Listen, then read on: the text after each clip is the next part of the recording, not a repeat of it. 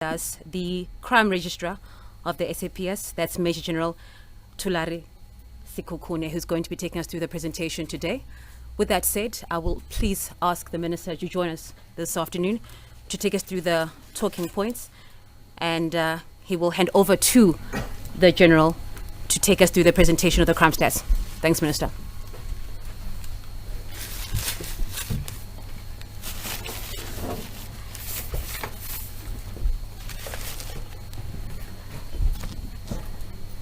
Join Java? Yes, please. Yes, Susan, Minister. Oh, okay. Ngelinga ngeyisusa.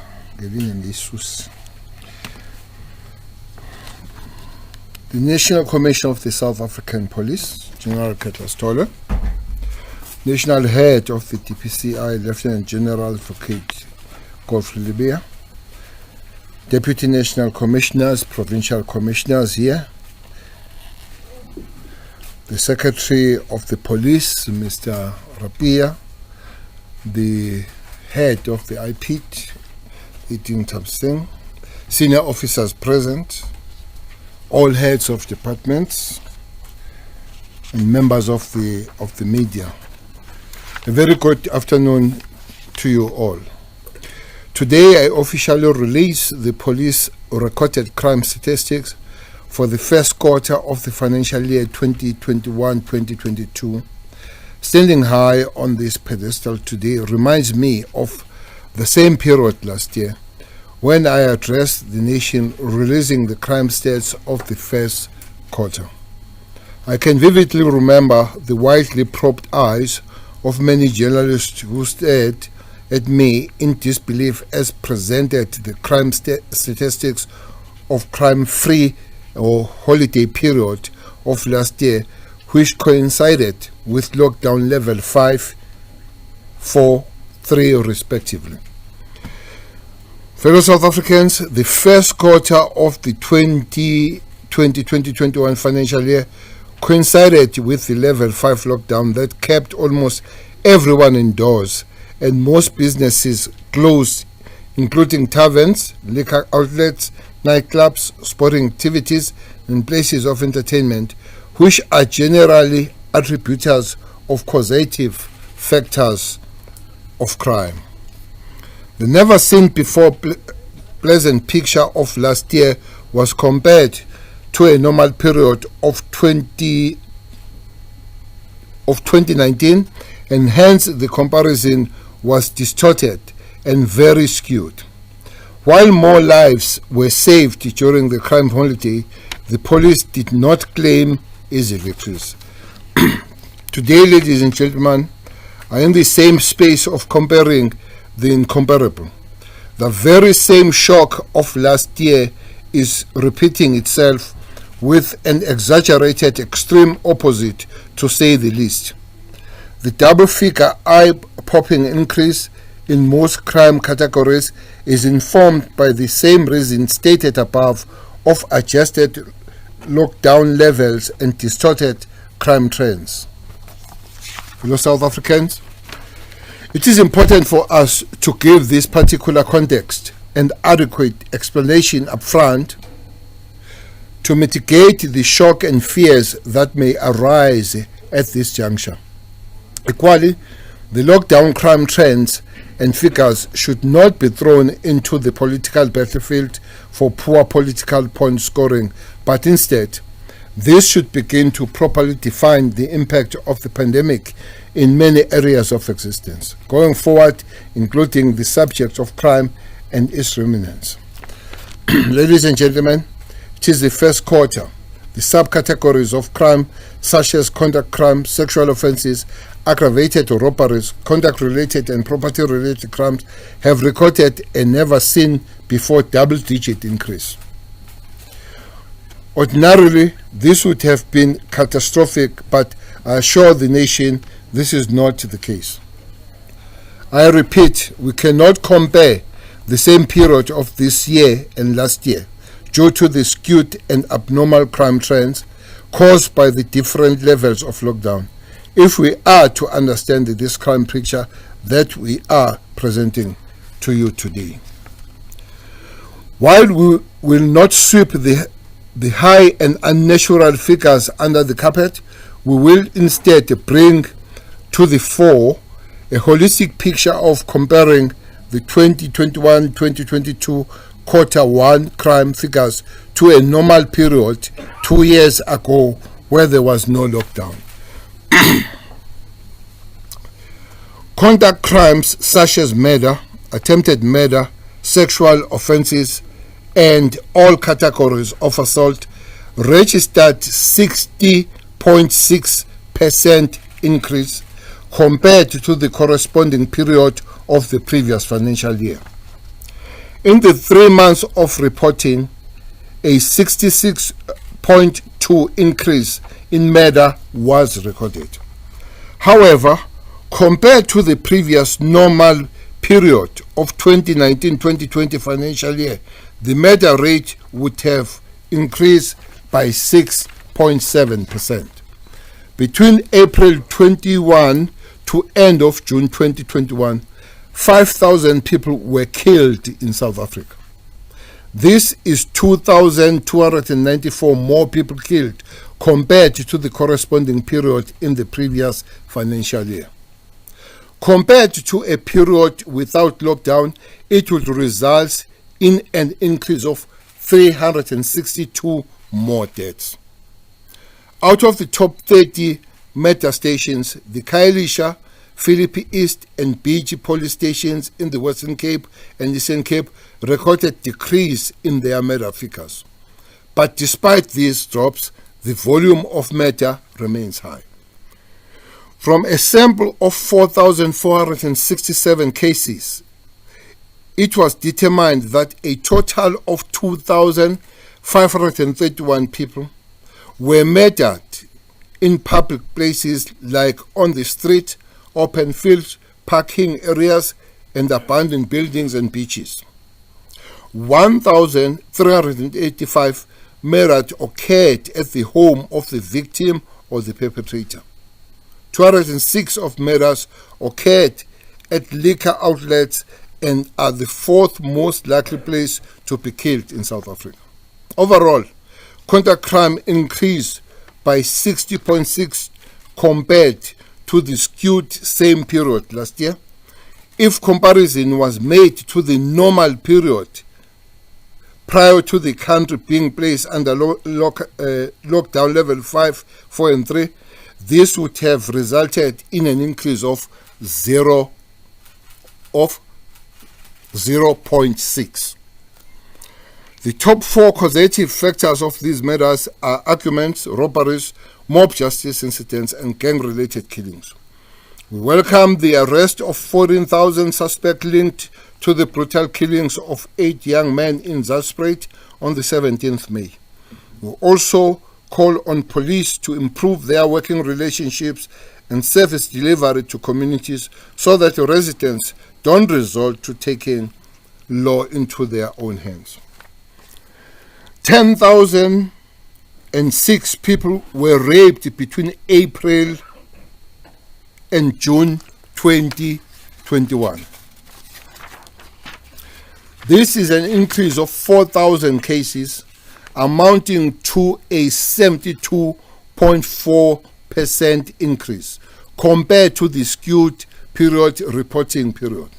This number drops drastically to 2.8% if comparison was made to the normal period prior to lockdown. A sample of 5,439 rape cases revealed that 3,766 of rape incidents took place at the home of the victim of the rapist. 487 rape cases were domestic violence related. The Inanda police station in KwaZulu-Natal, Delft in the Western Cape, and Eastern Cape Lusikisiki police station recorded the highest incidents. There is an exchange between of Lusikisiki and Nanda. Last period was Lusikisiki, so Inanda has taken over again. The 47.1% increase in recording for sexual offences when compared to the previous skewed reporting period This figure is revised to 5% if compared to the previous normal period of 2019-2020 financial year. Farmer tax, 181 attacks on farms and smallholding occurred between April and end of June 2021. 119 of the incidents were robbery-related, resulting in 15 murders. Property-related crimes, while all property-related crimes increased by 6%, police continue to clamp down on stock theft, which recorded a decrease of 8%. If comparison was made to the normal period of 2019-2020, this would have resulted in 13.5% decrease. Stock theft decreased in 6 of the 9 provinces, with the highest volume decrease recorded in the Eastern Cape of 398 incidents less. Burglary at non-residential premises declined drastically by 22.4%. May I add that that number would have decreased by 15.3% if compared to the 2019-2020 financial year. All assault categories reported double-digit increases compared to the distorted reporting period of 2020-2021 period. 76,936 cases of common assaults and assault GBH were opened with the police in 3 months of reporting. Over 15,000 of the cases were domestic violence related, meaning the victim and perpetrator have a relationship. Top 3 areas of occurrence of these assaults are at the home of the victim or perpetrator, public places, and liquor outlets. Arguments are by far the leading causes of assaults. The trio crime also increased compared to the distorted reporting period of 2020-2021. Aggravated robberies such as car hijack increased by 92.2% compared to the previous corresponding period. This figure would have increased by 13.1% if compared to the same period in 2019-2020. There were 1,340 more residential robberies in the month of April to June 2020 compared to the corresponding period in the previous financial year. Compared 2021 to 2020 financial year, there are 132 more cases recorded. Ladies and gentlemen, 48 cash in transit heists were committed between April and June this year. The figure show there were 27 more CITs heists compared to the previous reporting period. However, compared to the same period 2019-2020, 8 more cases were recorded. It is clear that the thugs involved in CIT will stop at nothing to get what they want, including killing police officers and putting the lives of innocent people in danger. With that said, police are pushing back on this crime trend. Using intelligence and combination of shared resources, police continue to intercept and are taking down these highly organized gangs. In June this year, police conducted a takedown operation in Midrand where police intercepted a group of 27 heavily armed gang planning a CIT robbery. In the exchange of fire, 23 of them were arrested and 4 were fatally wounded. 4 of the 15 vehicles found on the scene were confirmed stolen, and high-caliber firearms were found on the scene as well. In a separate incident in Brakpan, police also pounced on gang plotting CIT robbery 3 weeks ago that resulted in the fatal shooting of a police officer. In this regard, I attended the funeral service of Gauteng Highway Patrol Unit member Constable Molife, who was fatally wounded during the exchange of fire, while 2 suspects were also fatally wounded in the same incident. The National Commissioner has sanctioned an urgent internal investigation into the in the allegations of theft of firearms by police members at the Norwood police station, allegedly used by the CIT gangs. This is in line with departmental cleanup campaign. While some of the suspects in the Brakpan scene managed to flee the scene, 2 of them were fatally wounded, and the police operation resulted in the arrest of 19 suspects and the recovery of scores of vehicles and firearms.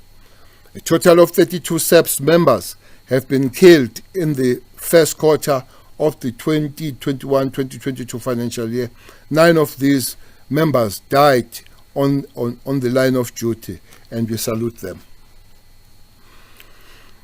Ladies and gentlemen, the crime statistics of first quarter of 2021-2022 financial year are dismal, if not understood within context that lockdown levels introduced an irregular variation to the crime trends. It is on this score that we brought into focus the comparison of current period to smooth out the irregular variation introduced by the different levels of lockdown restriction. National Commissioner, this however does not get us off the hook. While the double-digit increases don't necessarily reflect a true picture because they are being compared to an abnormal period when the country was at the standstill, it still means more work must be done to ensure the safety of all those who live within our borders. Yes, the impact of COVID-19 has been hard on South African Police Service. The Police Service is bleeding members through attrition, and the virus has resulted in the inability to take in new police recruits for 2020 and 2021. That's 2 years. 2020, we did not have any recruits. 2021, we don't have any recruits because of the COVID-19. The virus has also meant scores of police stations have had to close due to the contamination. The virus has infected over 38,000 members. Sadly, 821 of our colleagues have perished due to this virus, including our Deputy National Commissioner, Lieutenant General Sindile Mfazi, who passed away last month. May their souls rest in peace. We are also appreciative that over 50% of our members have been vaccinated and making a call to all our members to avail themselves for vaccination. While SABC vaccination sites are closed, officers and support personnel, staff of all ages are encouraged to vaccinate at the Department of Health vaccination sites and registered pharmacies. But with these realities that face SABC, complacency just can't be tolerated by us, National Commissioner. The crime holiday is long gone, and these figures should action us and strengthen our resolve. The figures, as distorted as they are, must also sharpen the SABC operational responses to make South Africa safer for all who live in it. With that said, then I will invite General Skukuni to come and give the figures for this quarter. Thank you very much.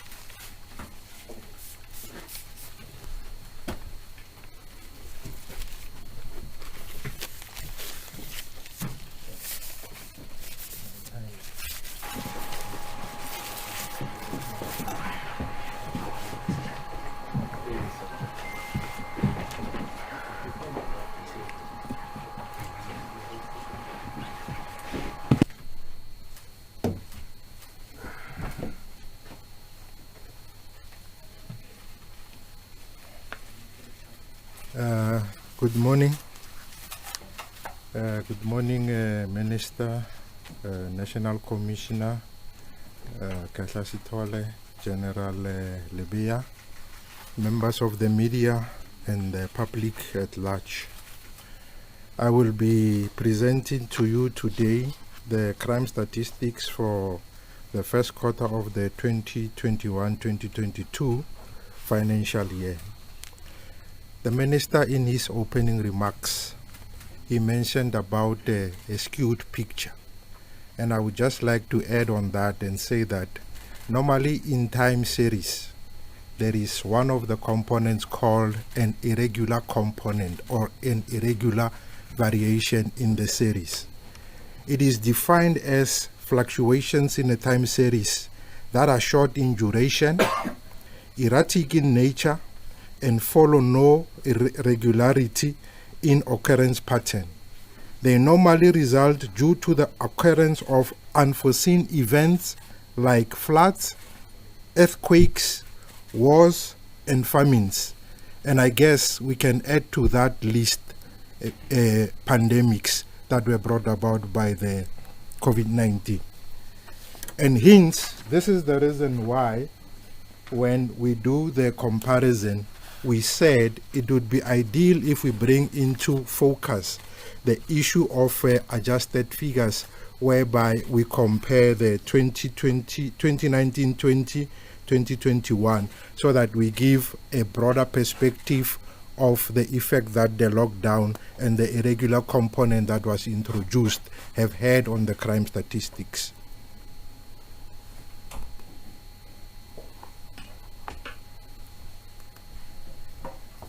First, I would like to explain what is reflected in front of you. This is normally the table that we reflect when we do the crime statistics. This time around, we decided to show the quarter one of the 2019-20, 2020-2021, as was reported when we reported the crime statistics of quarter one last year. This was indicated by almost exclusively all the crimes decreasing, and hence the reason why we see all the figures for that particular quarter having decreased. Let me just try and pick a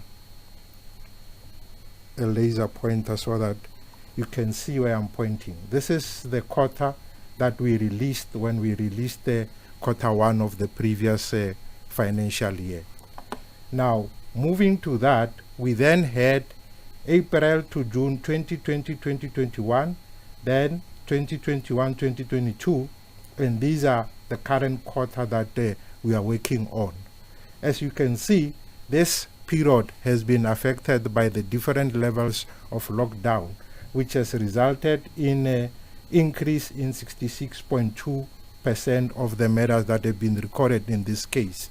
Now, if you adjust for the lockdown levels and try to bring in the 2019, 2020, 2021 into focus, you see that the adjusted figure for the murder would have resulted in a 6.7% increase.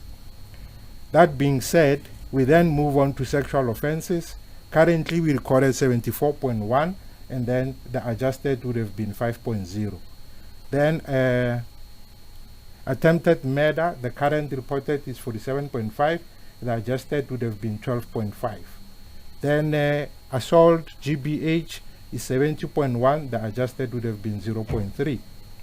And common robbery is 51.6, the adjusted would have been 8.9. Then we have robbery with aggravating circumstances would have been 56.8 increase, the adjusted would have been a decrease of 5.1. Then the total contact crimes for the current quarter is 60.6, and the adjusted would have been 0.6. Similarly, the same approach, if it is taken, you can see what the current recorded figures are and what the adjusted figures would have been. Then this not only affected the raw numbers that were reported, because even when we look at the rate, the crime per capita, you can see that in 2019-20 we had a murder rate of 9.3% per 100,000. Then in April to June 2021, because of the lockdown, we had a per capita of 5.8 per 100,000. And currently, we had 9.5 per 100,000 if we look at 2021-2022. clearly, as you can see from the rates, you can see that these numbers for April to June 2019-20 are more of a fairer comparison as compared to the 2020-2021 when you look at the April to June 21-22. The murder rate then was 9.3, currently it's 9.5 per 100,000. The rape was 16.7 per 100,000, currently it's 16.6 per 100,000. The attempted murder, 7.8 per 100,000, currently it's 8.5 per 100,000. Then the assault GBH, 64.2 per 100,000, 62.2 per 100,000. So clearly, this shows that this period that was affected by the lockdown was a skewed reflection of the crime picture that we have observed. Then moving on to summarize the tables, we can see that this persisted across all the crime categories, whereby we had a total contact-related crime 42.3%. The adjusted would have been an increase of 0.5. And the property-related crimes, we would have recorded a decrease across all the categories. However, we only recorded a decrease in burglaries at non-residential premises and stock theft. And we need to keep in mind that in the previous quarter, the burglaries at non-residential premises was the only crime that has increased within the property-related, and mostly was because of the burglaries that had taken place at schools and liquor outlets. So it clearly makes sense then that we would have had a slightly lower decrease from 22.2 to 15.3 when we do the adjustments. Then all the categories of other serious crimes have increased. The broad total 17 community reported crimes increased by 34.9 in the current period, and then the adjusted would have been a decrease of 10.6. And then all the crimes detected as a result of police action are in the positive, that is 14.6% increase. However, if we were to do this adjustment, it would have been a decrease of 11.9, which would mean that less people would have been detected in the commission of the crimes. Now, moving on to still with the explanations, we look at the 17 community reported crimes. In the 17 community reported crimes, we broke it down by the 3 months that covers the quarter, starting with April, May, and June. In April of last year, we were at level 5, which started on the 26th of March up to the 30th of April. Then in May, we were at level 4, which started on the 1st of May up to the 31st of May. And in June, we were at level 3, which started in the 1st of June up to the 17th of August. However, our reporting period only covers the 1st of June up to the 30th of June. Now, the current comparison period, we were in level 1, whereby level 1 was declared from the 1st of March up to the 30th of May. In essence, what we are doing here, we are comparing level 5 lockdown, which we know for sure that it has much more stricter regulations than level 1. And hence the rationale why we thought the comparison prior to the lockdown would have made much more sense. But that being said, we still kept the numbers and show you how it has affected the crime statistics. As you can see, as the levels of lockdown were decreased, if you look at level 5 compared to current level 1, the level of decrease is, I don't see properly there, let me get to my notes. It's 48,075. Now, as we moved to level 4 and compared to level 1, the decrease now became smaller to, the increase became smaller to 36,789. And at the last month, whereby this financial year we were at level 2 and level 3, when we compare it to level 3, you can see that the difference becomes small. So as the levels of lockdown converge, we start at a high number, then we move at a lower number. Level 5 compared to level 1, it was 48,000 difference. Level 4 compared to level 1, it was 36,000.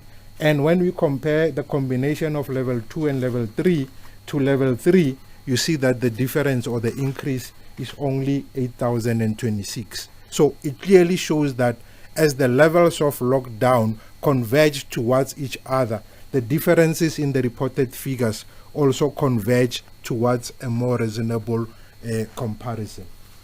However, that being said, the 17 community reported crimes increased across all the 9 provinces. Then moving on to the top 30 station for the 17 community reported crimes, what is worth mentioning there is that all the stations have recorded increases. However, what is worth mentioning is that 14 of the stations that are in the top 17 community reported crimes are in the province of Gauteng. Western Cape had 6, KZN had 6, Mpumalanga had 2, Free State had 1, and I guess without even thinking about it, that would be Park Road, and the Northwest had 1, and then again, that would be your Rustenburg.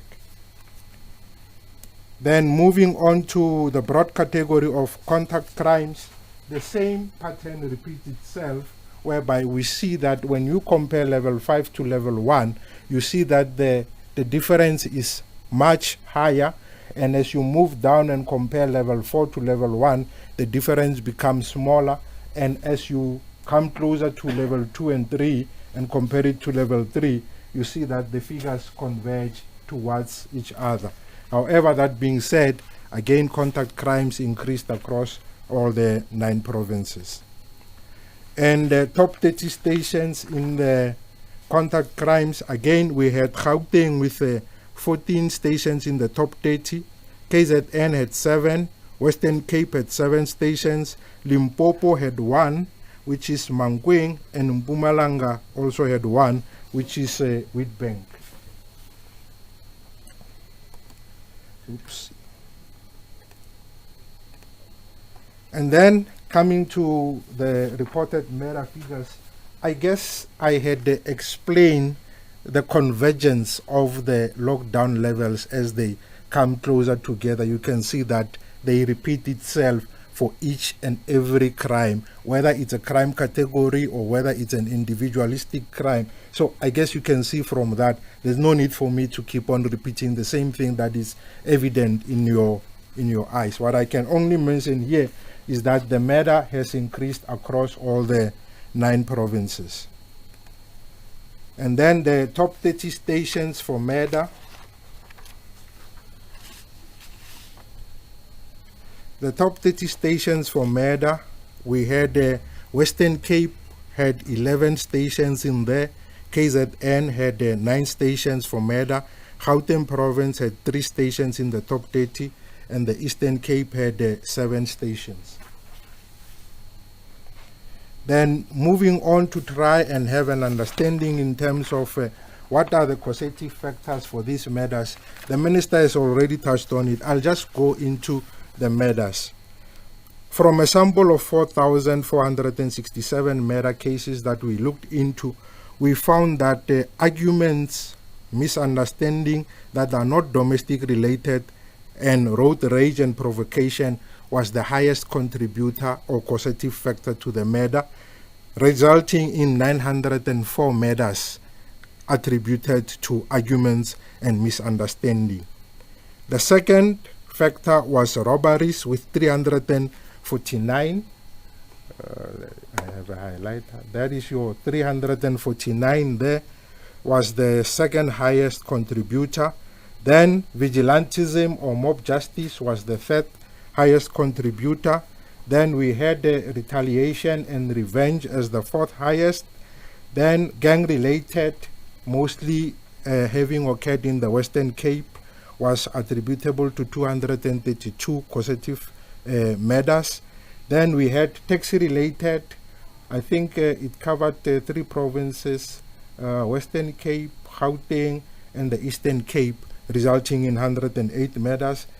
Illegal mining was mostly in the Free State area, and 27 of the murders emanated from carjacking or attempted carjacking.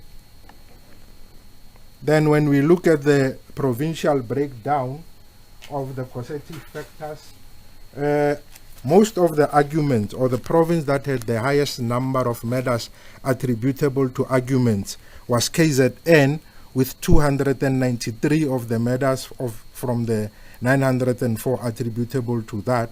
Then the second was Gauteng with 197, then Western Cape at number 3 with 142, and then 76 in the Western Cape. Then the robberies, the highest station, the highest province was KZN with 95 murders attributable to robberies. Gauteng, 88 of the murders were attributable to robberies.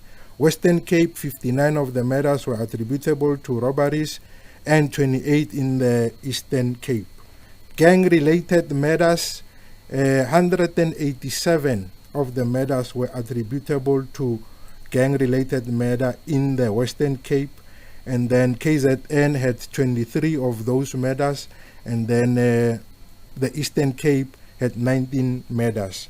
Taxi-related, 25 in Gauteng, 43 in KZN, and 30 in the Western Cape. So this gives a breakdown in terms of where are the attributable causative factors located within the different provinces.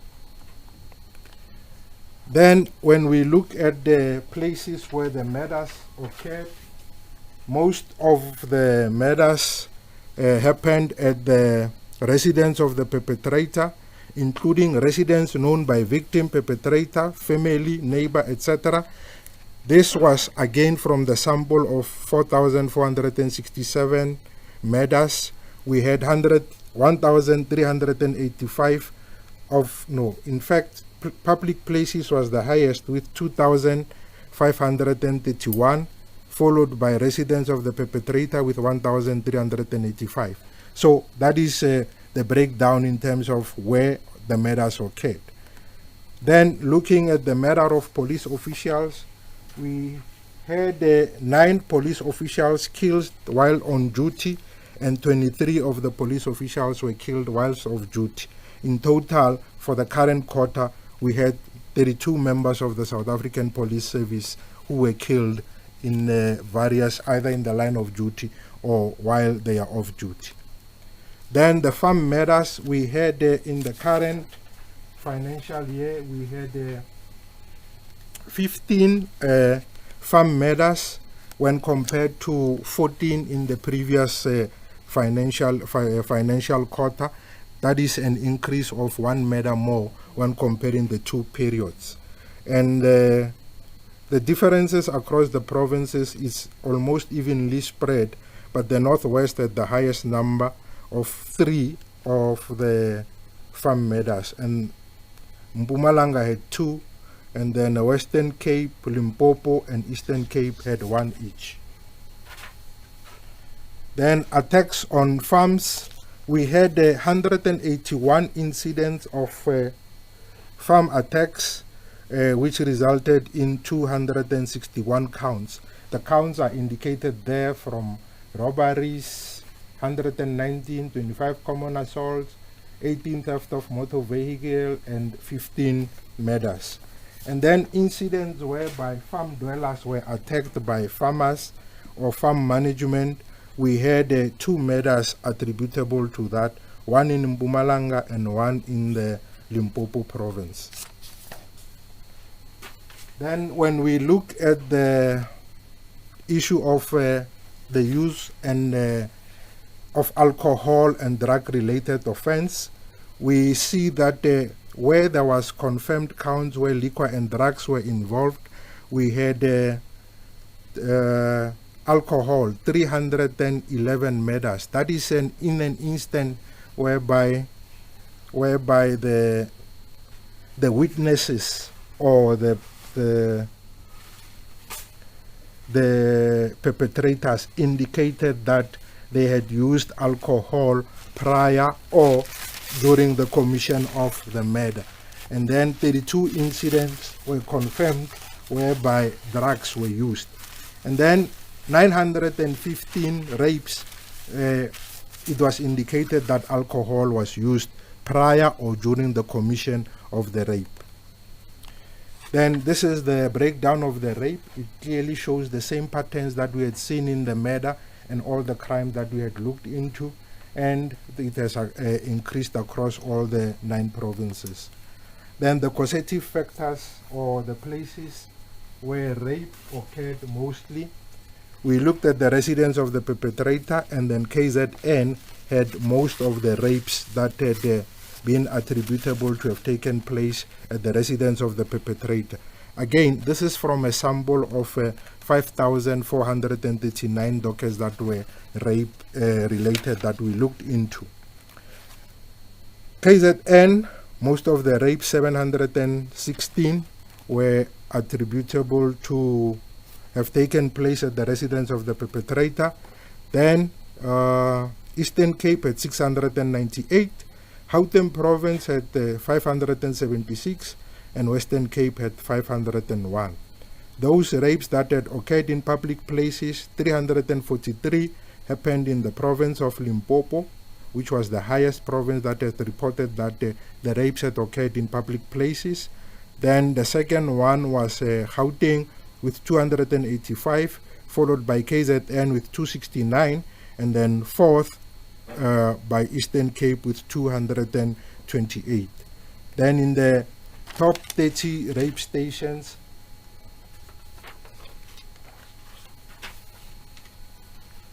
these are the top 30 rape stations that were reported. Inanda was the highest, Delft number 2, and Lusikisiki was the third one. The minister also indicated that in the previous quarter, Lusikisiki was the first, so it keeps changing place with Inanda. So either it's Inanda or Lusikisiki that is the highest rape station. Then we looked at the domestic related murders. We had in the current quarter 164 murders that were attributable to domestic violence related. That is in instances whereby the victim and the perpetrator had some kind of a relationship, be it boyfriend, ex-boyfriend, ex-girlfriend, husband, brother, sister, uncle, etc. These would then be classified as domestic related murders because there is that domestic relationship between the perpetrator and the victim. So we had 164 of those murders where it was indicated that there is a domestic relationship between the perpetrator and the victim. In the month of May, we had April, we had 56 murders. In May, we had 53, and in June, we had 55 murders attributable to such. Now, the provincial breakdown in terms of the domestic related murders, most of the domestic related murders happened in the province of Western Cape with 34 of the murders.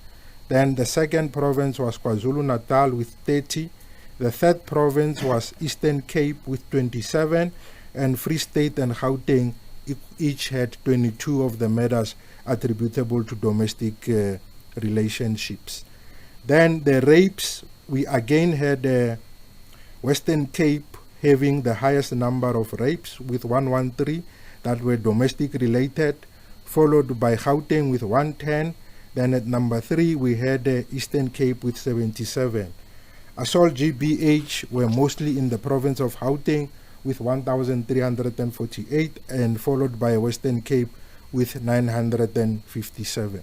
So that gives a synopsis of I think my timer is gone, so I'll have to rush through the next slides.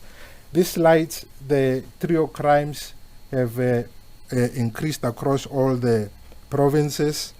Then these are the top 30 stations where the trio crimes happened. That the leading station is Philippi East, Harare, and Olivenhout Bosch. Then the carjacking, it follows the same trend as you can see, and then it has increased across all the provinces. Then the top 30 stations for carjacking, the highest is Philippi East, Sandton, and Nyanga. Then we also looked at the vicinity and the type of vehicles that were hijacked. What we have observed is that we have most of the hijacked vehicles were sedans or hatchbacks, which they reported 1,839. Then buggies were second highest with 1,000 buggies hijacked hijacked. Then the place where this hijacking happened, we had 1,401 of these hijacking happening at the townships, either informal or informal residences, with 1,401. Then urban suburbs was 1,081. Rural areas or villages was 487. Then inner CBD was 172.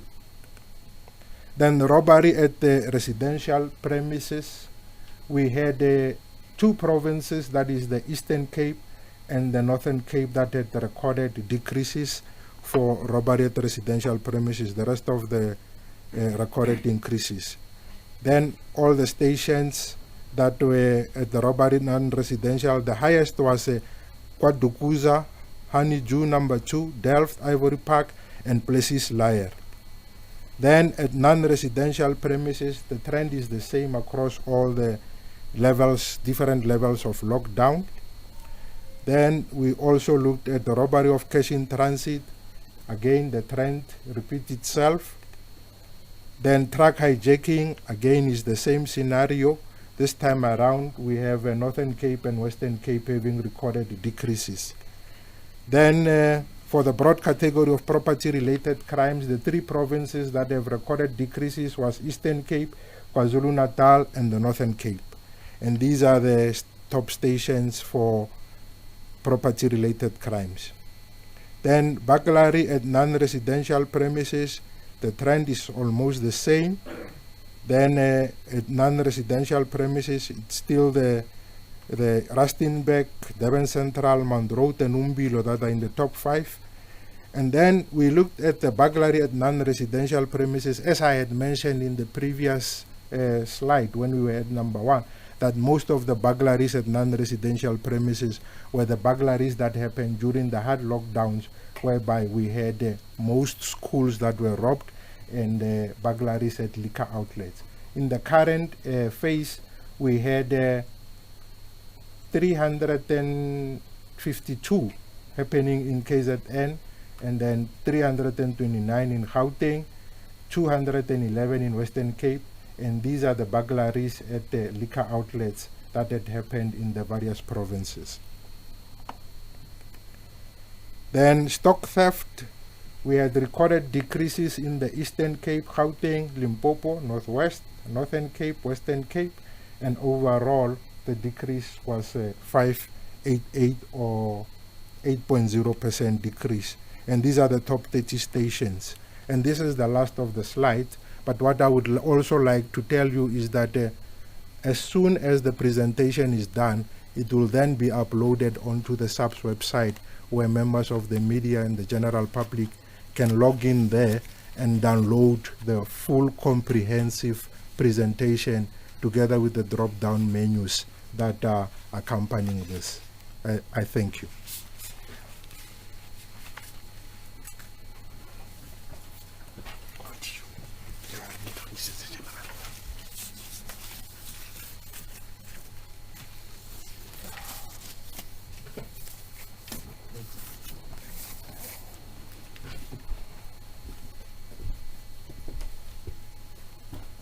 Thank you very much, General Sikhokhune, for that thorough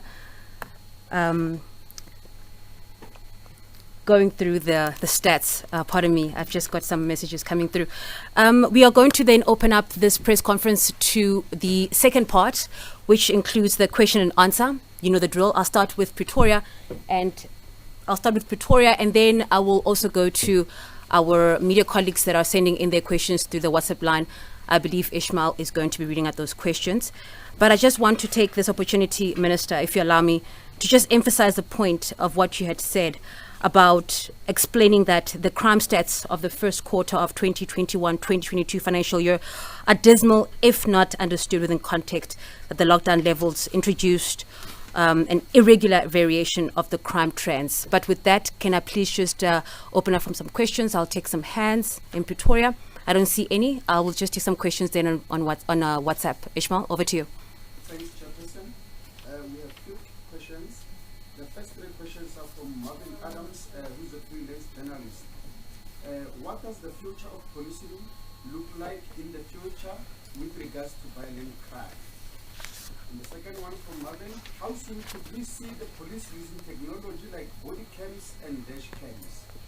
And the third from Marvin, is the increase to violent crime because the ratio of police and citizens is almost double to the world standard? And the second questions are from Alex Mitchley from News 24. Minister Taylor, even if the recent statistics are compared to the 2019-2020 period, it is still clear that most crimes are still on the increase, including murder, rape, sexual assault, CIT heists, and truck hijackings. Based on this, police are losing the battle in reducing crime. What are the reasons for this? Is it lack of capacity, poor training, or management issues within SABC? And Alex Mitchley again, the last question is, how many of the murder victims were men, women, and children? That's all for now, Chair. Thank you. Thank you very much, Ishmael. I'll ask the Minister of Police to join us and answer some of the questions, as well as the National Commissioner of the Police Service.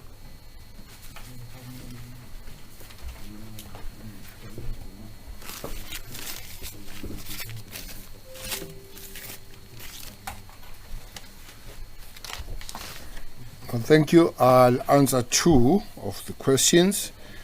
The rest will be answered by National Commissioner and Skukun.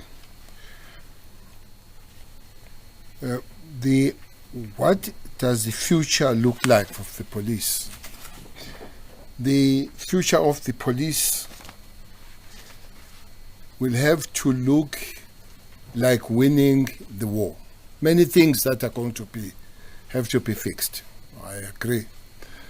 The issue of proportionality has been raised with the South African police. You remember that it has been said on the narrative that 2021 and 20 and 2021 we did not recruit any new members of the South African police to come and join the organization. And that in the year 20, we're supposed to train about 7,000. Almost this year, almost a similar number, which means you have missed about 14 new entrants in the police. But one other thing that is not usually known is that the government has allowed police to retire at the age of 55. Normally it would be 60 years. Many of them, they have left the organization at the age of 55. Almost every month, National Commissioner and myself, including the last month, we sign anything plus minus 100 of them. Last month, I think we signed about 170 or 175 of them.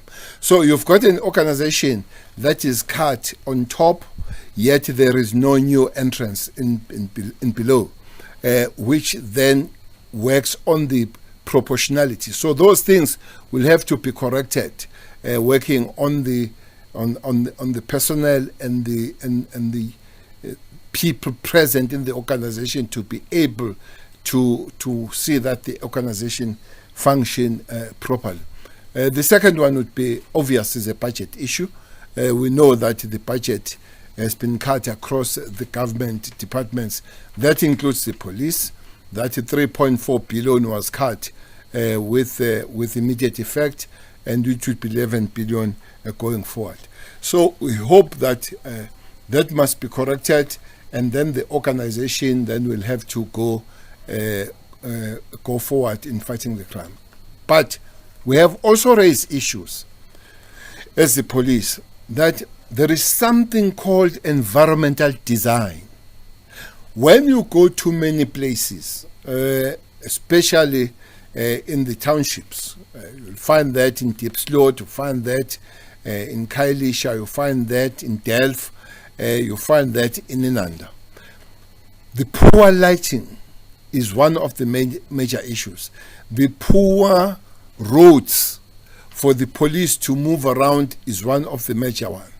For the fact that the houses there are not numbered, for the fact that people live there are not people known by the neighbors and all that. So it makes it difficult for the police to go at night, to go during the day when there are no numbers of housing, when there is no lights and all that. So environmental design and the structural design of our community will help in terms of policing and the crime reduction.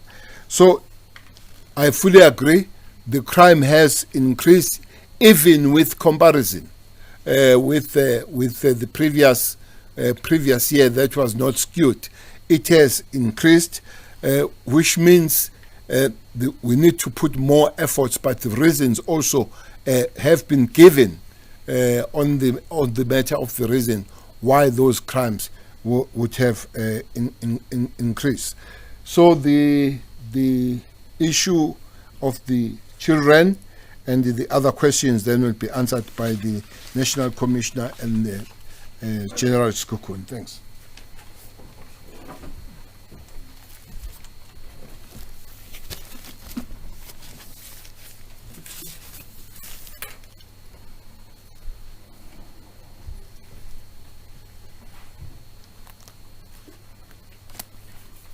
Thank you very much, Honorable Minister.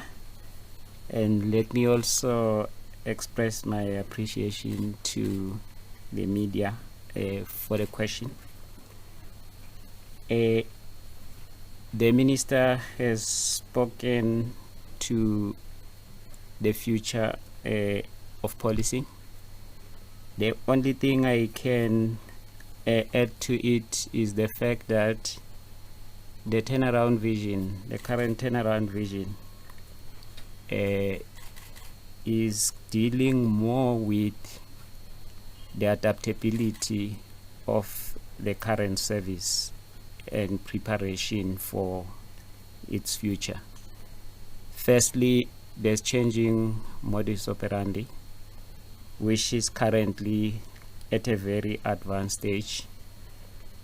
And for that, we are reviewing our training and development curriculum so that we make sure that they adapt to the new modus operandi, and we put them in a position to be able to respond. That is both at tactical level and as well as technological wise. Secondly, there's the question on technology. What I can say at the moment is that we are in progress and at an advanced stage with the design of the online policing strategy. And what is anticipated from this particular strategy, one is to seize the online platforms so that as the police we dominate and take control of the online platforms. You might have been seeing them exploited by criminals during the recent unrest. We are also looking into the future, moving towards providing a service delivery access for the online population, those that relocated from the geographical spatial framework. And we're working on a dream of having the first online police station. Further to that, we introduced the Safer City strategy. We started with a pilot of 12, and this operational year we are adding another 12, and we working together with other benchmarks from other countries. We are introducing the Safer City technology in those particular dedicated cities in order to enhance visibility. So this particular process has already started in some of the cities. Examples I can mention is eThekwini, Johannesburg, and Cape Town. I can add then the numbers. And thirdly, we have also identified drone policing pilot police stations, where we also intend to introduce drone policing, which will then be linked to the Safer City nerve center. Then on the increase of crime, I think the minister has also responded to this question, touching on the ratio. The reality is that the population has outgrown the policing resources, and further to that, the geographical spatial spread has also outgrown our policing infrastructure.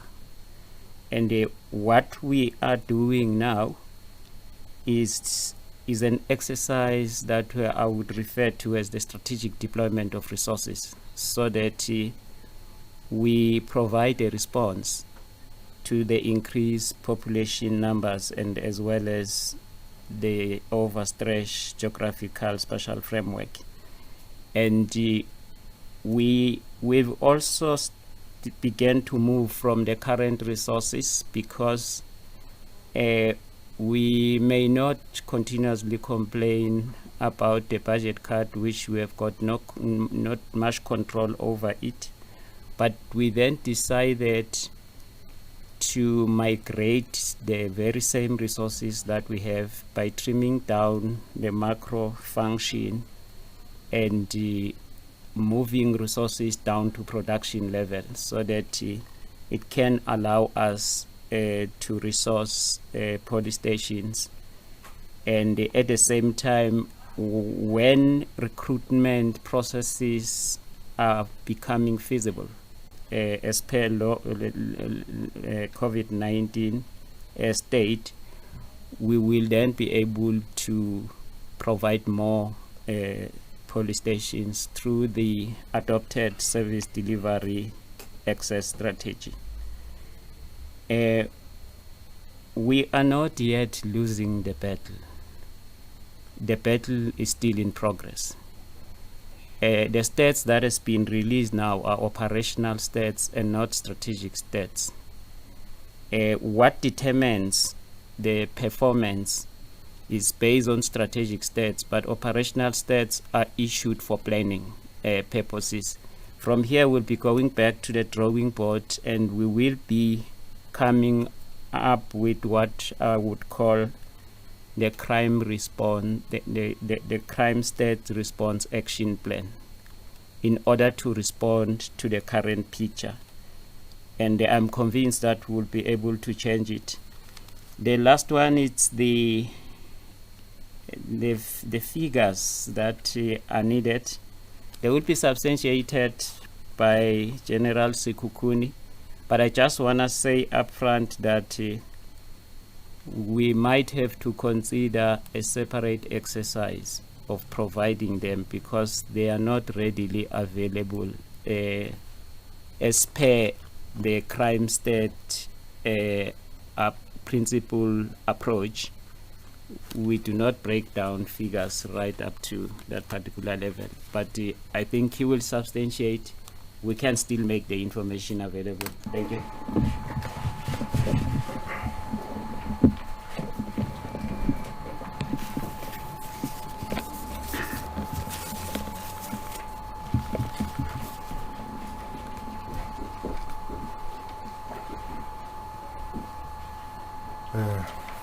Good day once more. As the National Commissioner has indicated, we did not undertake the exercise to break down the crimes by sex. One, because the variable sex is not always explicitly stated in the docket that the person is a male, the person is a female, and you don't want to do guesswork by determining whether the person is a child or is an adult or whatever.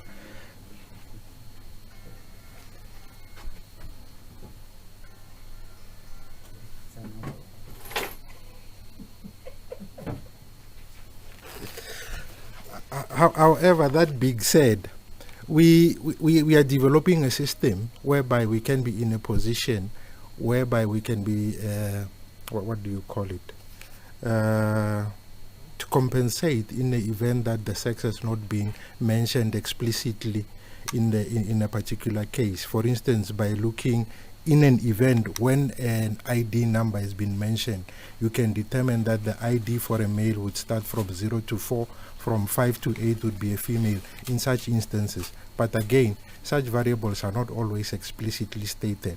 And again, if you don't have a system that can readily extract that information for you, that will be too much work. But we are developing a system to do that. So to compensate for that, which is not really compensation, but we have looked at the sex breakdown, at least for domestic related violence, and we had broken it down by which of the victims were male and who were female. So the exercise that the question that has been asked, we will then have to take it as a special project whereby we can be sure that the numbers that will then be made available has been verified and are as accurate as they can be, so that we also retain our status of official statistics. Thank you.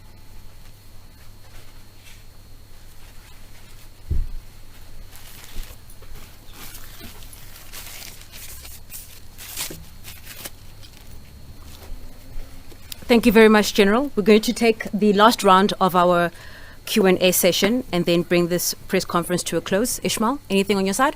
Oh, thanks, Chair. Yes, we have a question from Thulasizwe Simelane from ENCA. Minister, even if we accept that the figures for the first quarter last year were distorted and therefore don't make for great comparison, even if we compare with 2019-2020 first quarter, murder would still have increased by 6.7%, rape by 2.8%, aggravated robberies by 13.1%.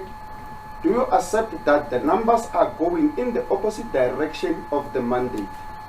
The President gave you in 2019 to either halve or eliminate violent crime within the next decade. Why should you keep your job? That's all. All right, let me just check on the floor if there's any questions in Pretoria. Okay, Patricia, go ahead.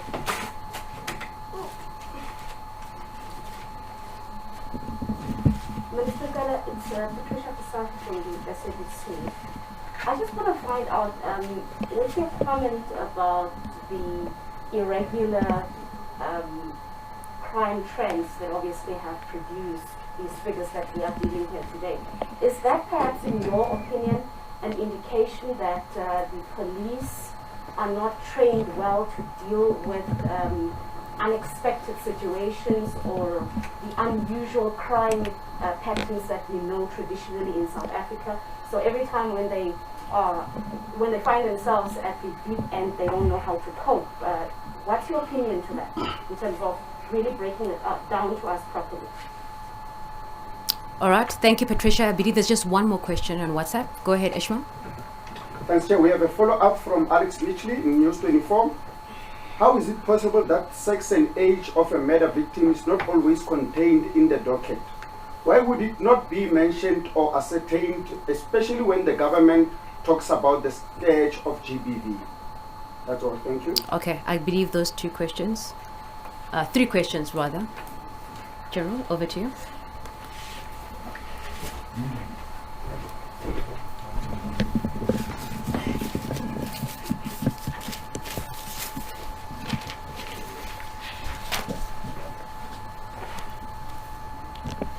Yes, maybe the question of Simelane and yours will go together.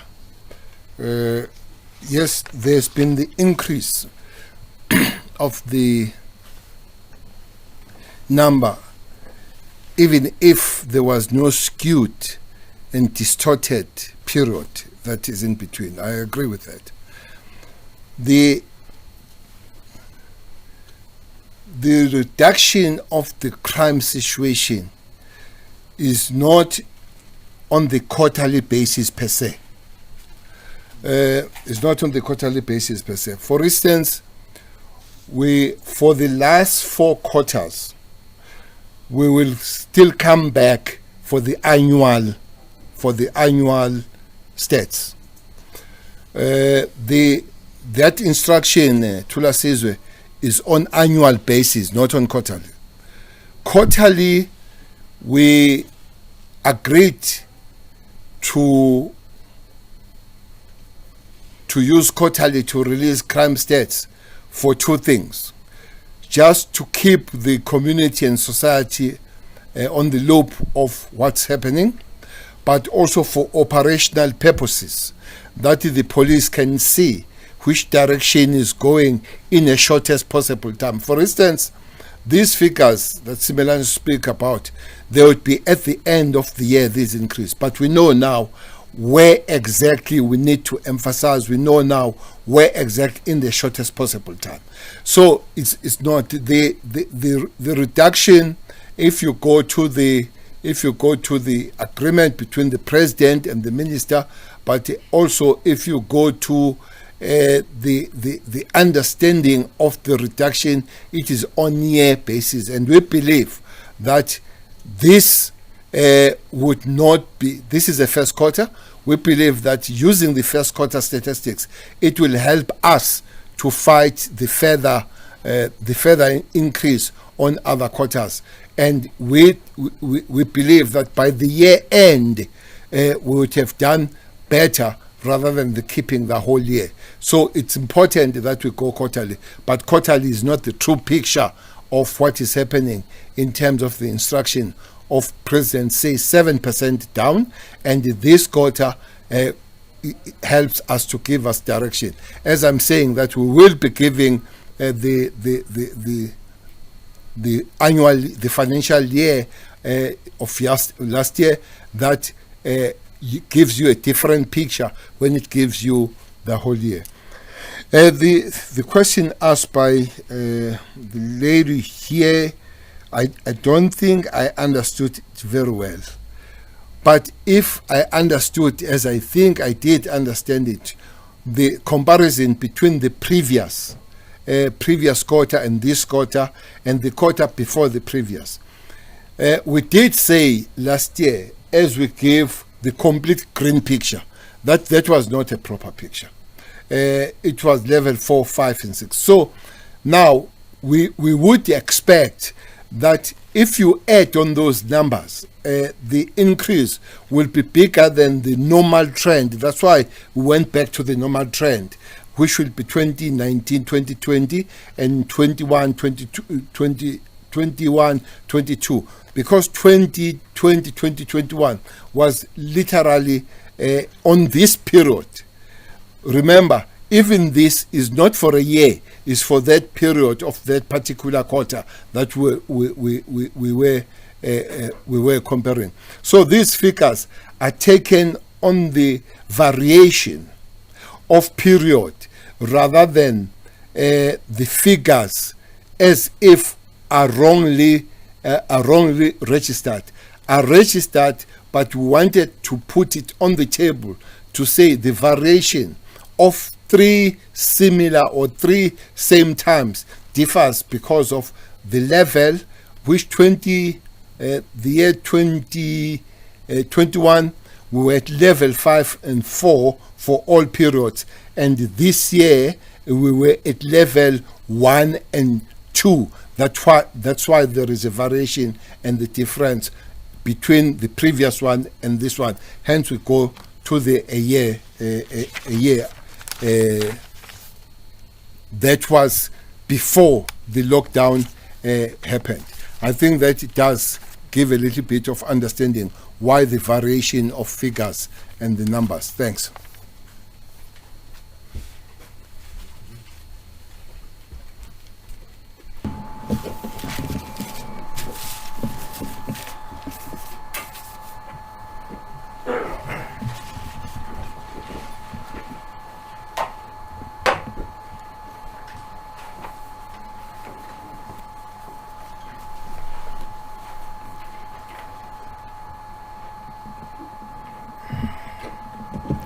Before I answer the question,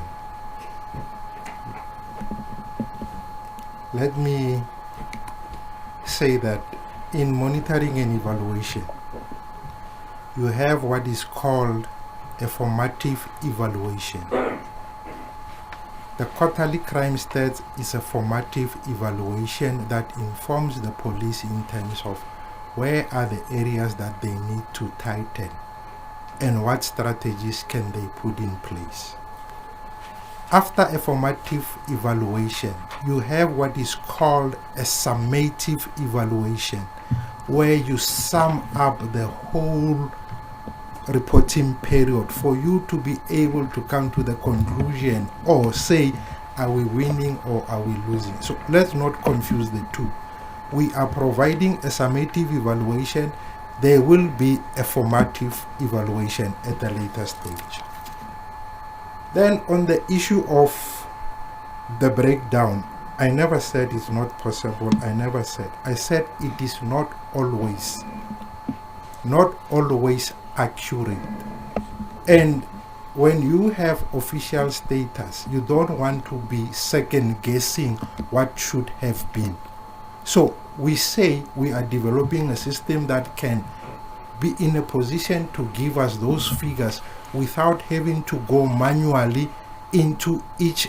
For instance, I think we had plus minus 5,000 or so, or 10,000 or so murders. It means that you would have to look into each and every docket to come and determine whether it was explicitly stated, it was not. And again, you're talking of the issue of women and children in other instances, whereby you also have to go down to the age. Does this person qualify to be a woman? Does this person qualify to be an adult? Is this person a child? Is this person an adult? And all those things. We said we will be in a position to provide the numbers, but for crime statistics purposes, we did not prioritize and put that into the reporting period, because what we prioritize is to give the table that we had indicated there, that gives you an overall summative evaluation of the crime that have been reported. And we will also again provide a summative and a formative, but that what is being asked can be provided, just not at this stage. That's the response that I had given. I never said it's not possible. Thank you.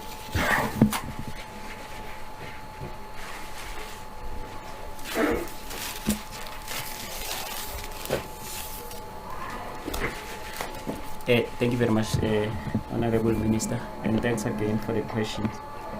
I think I would just like to respond to the question regarding the coping rate of policing. I want to start by saying that the coping rate of policing of the police is undoubtedly very high, and their psychological readiness state is also extremely high, supported by our EHW component. But the best deterrent to crime is through visibility. If you want to control crime, it is through prevention, through visibility, and visibility is about numbers. If you can't get sufficient numbers on the ground, then your visibility shall be handicapped. And again, it's a question of strategic thinking and strategic analysis. When a situation presents itself, we do what we call situational thinking, and we then provide a situational response. The situation we are face to face with at the present moment is the fact that while our force levels are decreasing, as the Minister has explained, we still need to enhance visibility. One of the initiatives for us to enhance visibility and provide a response, we resorted to the force multiplier approach. And with the force multiplier approach, we have introduced one of those. It's the Tourism Reserve Police Force, which supplement the current strengths. The Royal Reserve Police Service, which is deployed to enhance the rural safety. But we also introduce a reservist personnel plan in order to get more numbers supplemented on the ground at police stations and everywhere. We have a belief that our response number one to this picture, which has been displayed, is through visibility. And I also want to invite you, in September, we will be launching what we call the Country in Blue concept. And with the Country in Blue concept, we will be switching the country on every sunset, every day. There will be blue lights nationally up until the next morning. And this will be supplemented by making sure that all the vehicles we have are marked countrywide. And adding to that, we are going to display our country, our community in blue concept, where maximum numbers of communities will then be joining the community patrol group within the community policing strategy. And if we all join that particular response, I am convinced that the next picture will be correct. And finally, the Minister has put it right. These are our projections, which help us to change the operational planning setup. But I want to repeat again, performance shall only be determined by strategic stats, and they are annual and not quarterly. Thank you.